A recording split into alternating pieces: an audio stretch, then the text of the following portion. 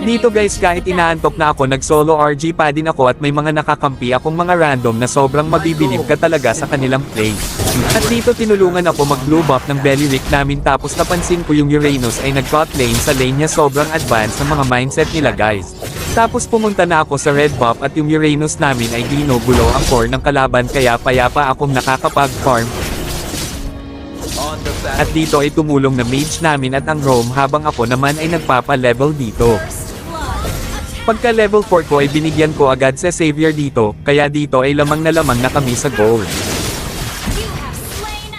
Tas dito yung Uranus ay pumasok na nga sa base kaya di nakakapag-farm yung core nila dahil mas inuuna pang bigyan ng atensyon sa Uranus, kaya dito binigyan ko yung marksman nila.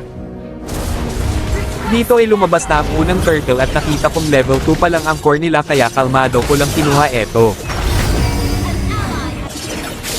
Hobby yata ni Uranus ang mag-top lane, kaya dito sinulit ko na ang mag-farm at pumitas ng mga kalaban.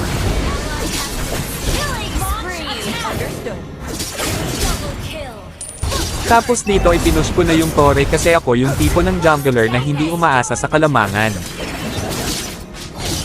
At lumabas na ang pangalawang turtle at madali ko lang tong nakuha, pagkatapos pumunta na agad ako sa top para bigyan ng core nilang nagde-death.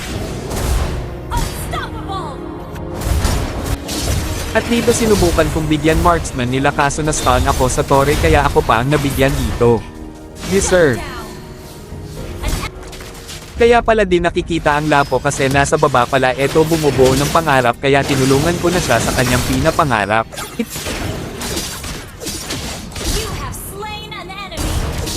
Ito habang winawasak namin ang Torre ay biglang sumulpot sa Lapo at nagpasikat dahil hindi pa daw siya sikat.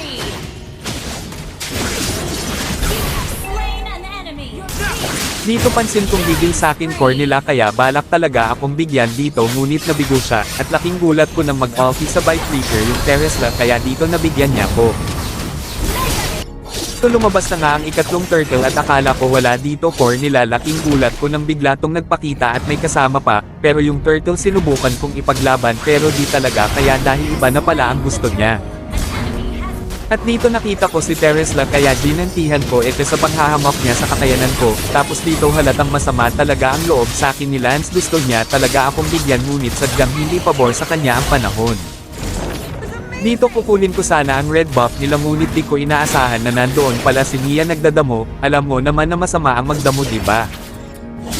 Dito lumabas na nga ang unang lord pero ang ginawa ko dito cleaner ko muna ang minion sa baba at saka ko sinolo ang lord.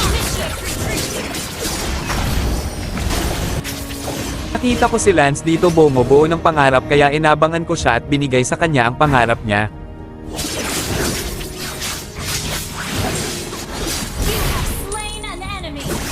Grabe balagbag talaga ang Teresla ngunit sadyang Yoji na talaga sila kaya wala na sila ditong magagawa. Dito lamang na kami pero di pa rin ako kontento dahil ang goal ko sa laro ay ang hindi matalo. Dito muling nabuhay si Lance at gusto talaga niya na gumanti sa akin pero sorry ka na lang Lance iba na lang ang hamakin mo. Dito sinicure ko na talaga ang panalo ganyan ako pakinyo ba?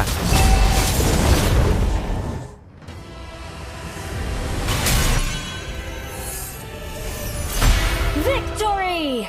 Nga pala guys naghahanap nga pala ang Shinrax Academy ng solid na roamer yung alam lahat ng tank. Oo guys, tank talaga at yung tank na nag-iisip bago gumawa ng play. Huwag kayong mag-alala dahil kapag ayos ang pakikisama mo at ang laro mo ay mabibigyan ka talaga ng magandang oportunidad. Ang Shinrax Academy ay merong sariling bootcamp at mayroon ding jersey ang mga member ng squad. Sa mga gustong mag-tryout ay maaari kayong mag-message sa aking page.